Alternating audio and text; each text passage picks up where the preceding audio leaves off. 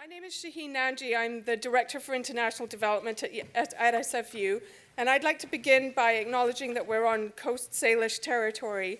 And on behalf of SFU and our project partners, CUSO, VSO, and the British Columbia Council on International Education, I'm pleased to welcome you to tonight's dialogue on diaspora perspectives and roles in responding to human security and peace building.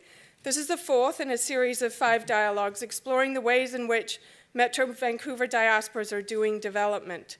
Through the Engaging Diaspora for Development project, which includes this dialogue series, a workshop series, and a research project, we're exploring the ways that diasporas can and do influence the economic, social, intellectual, and political development of their places of attachment.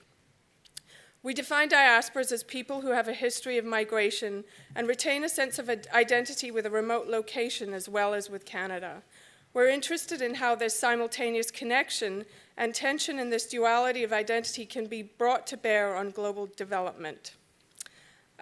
Just a quick note, we're going to be live tweeting tonight, so if you want to join in or follow along over Twitter, please use the hashtag SFU Diaspora, all one word.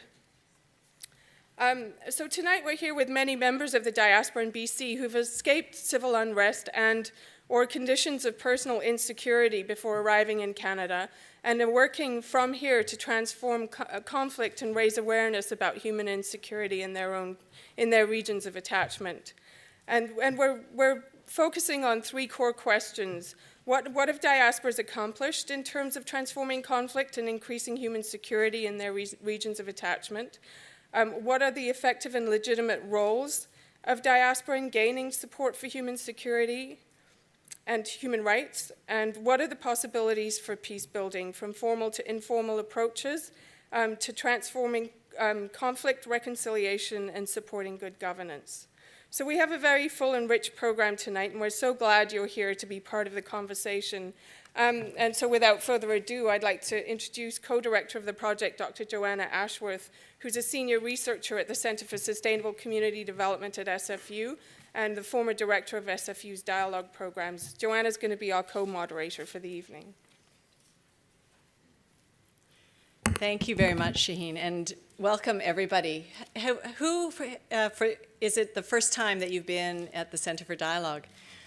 Oh, great. It's always fantastic to welcome people here for the first time. And for those of you that have been here, have you been part of the series before? Have you come to other parts of this dialogue series? Just put your hand up. Okay, great. So we're starting to create this wonderful momentum. So every time we've had, as Shaheen said, we're in our 4th of 5 dialogues.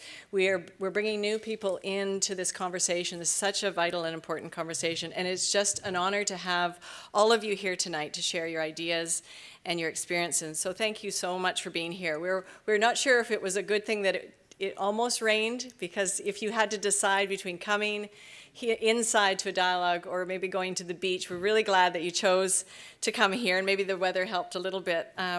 So I just want to explain how this room is wired up so that you can feel comfortable here to the greatest extent possible. First of all, let me point out that on those very comfortable chairs, not only do they recline right back like that, but you can actually put your right hand down and just pull up a lever, and if you want to pull the chair up higher, it should pop up for you. So if you want to come up a little bit so you can see over the bank, that would be great. If you want to stay more incognito, that's fine too. The microphones, you probably notice every seat, and there's 154 seats in the round here, is wired for sound.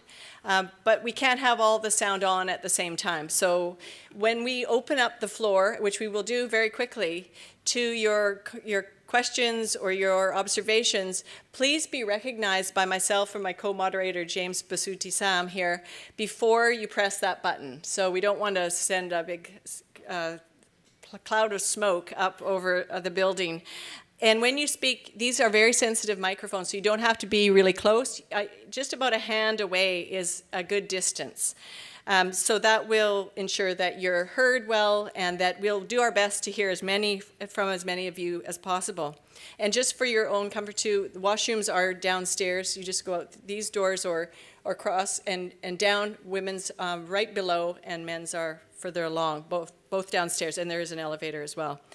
So tonight is a dialogue. We're not here, which is, I think, a wonderful thing. We don't have to decide anything at this session. We're here to explore and to deepen our understanding of the perspectives and roles of diaspora, both individuals and communities who are actively responding to human insecurity and peace building. We'll begin first with some conceptual framework, which I think is a really important way to start. And then we'll be followed by some powerful stories, specific ways in which diaspora are making a difference. So dialogue is about challenging assumptions and suspending our certainties, which may be challenging. We anticipate this will be a challenging conversation for many of you who have been in places where you've experienced human insecurity, where you have been very actively working to build peace, to transform conflict.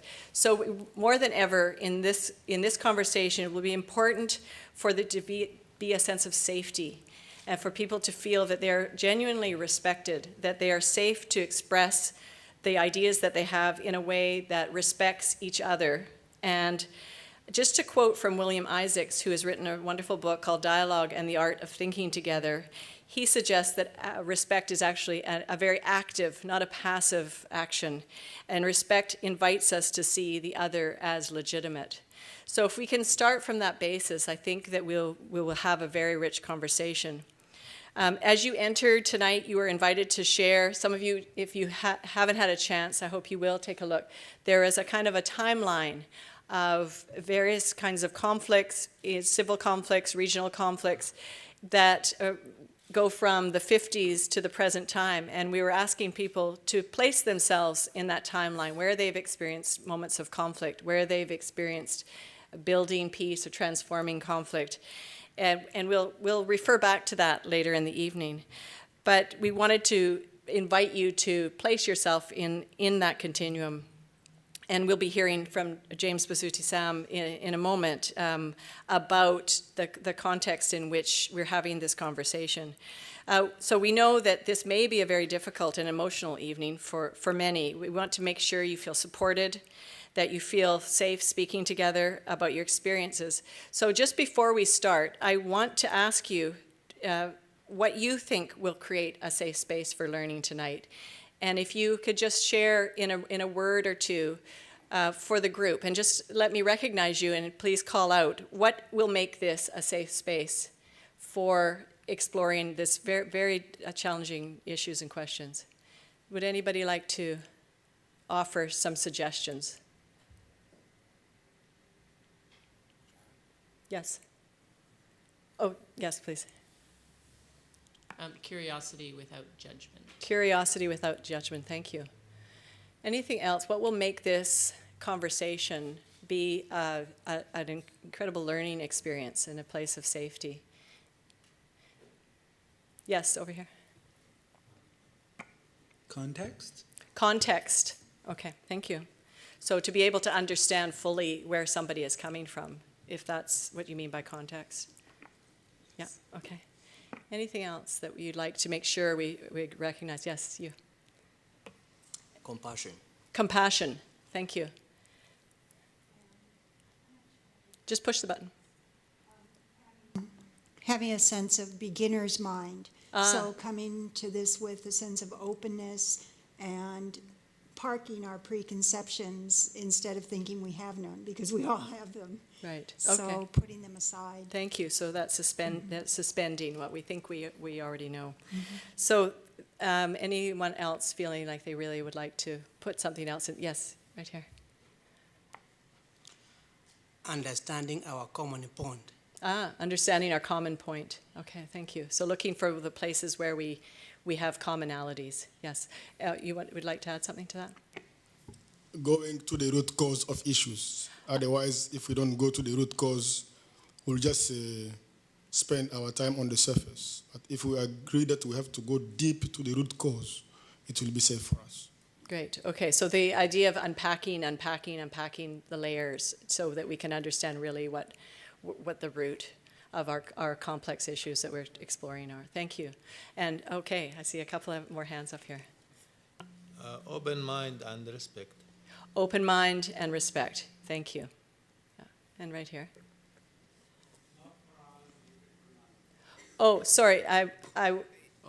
Go ahead, and then this lady behind you. Love for all and hatred for none. With that kind of thinking, we could.